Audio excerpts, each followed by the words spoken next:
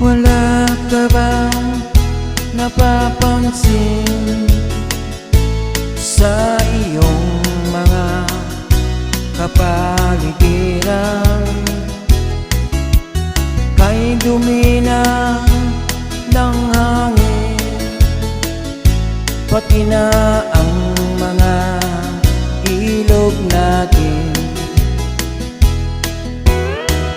Hindi na masamang pagkunlat at malayo-layo na rin ang ating narating. Ngunit masdan mo ang tubig sa dagat. Dati kulay asul, ngayon'y naging itim. Ang mga duming ating kinalat sa hangin, sa langit huwag na nating paabutin, upang kung tayo pumanaw man sa riwang hangin, sa langit natin matitikman. Mayroon lang akong inihiling sa aking pagpanaw, sana'y tagulan. Gitara ko ay aking dadalhin, upang sa ulap na lang tayo magkantahan.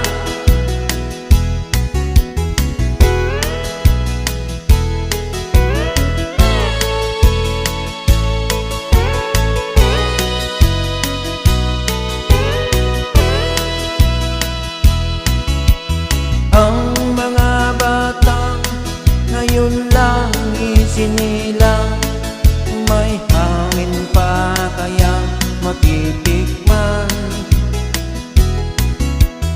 May mga puno pa kaya silang akitin, may mga ilog pa kayang lalanguyan.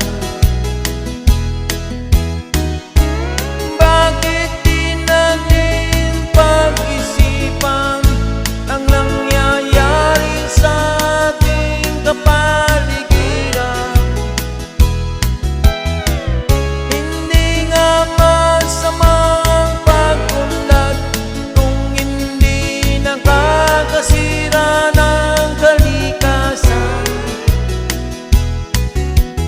Darating ang panahon, mga igong gala ay wala nang madadapuan.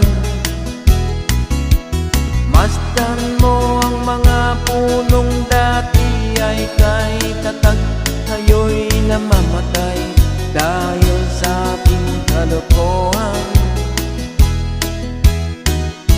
Lahat ng bagay na narito sa lupa, biyayang galing sa Diyos kahit nung ika'y wala pa. Ingatan natin ang huwag nang sirain pa, pagkat pag kanyang binawi tayo'y mawawala na. Mayroon lang akong hiniling sa ating pagpanaw, sana'y tagulan. Gitara ko ay aking dadalhin, upang sa ulap na lang tayo magkantahan.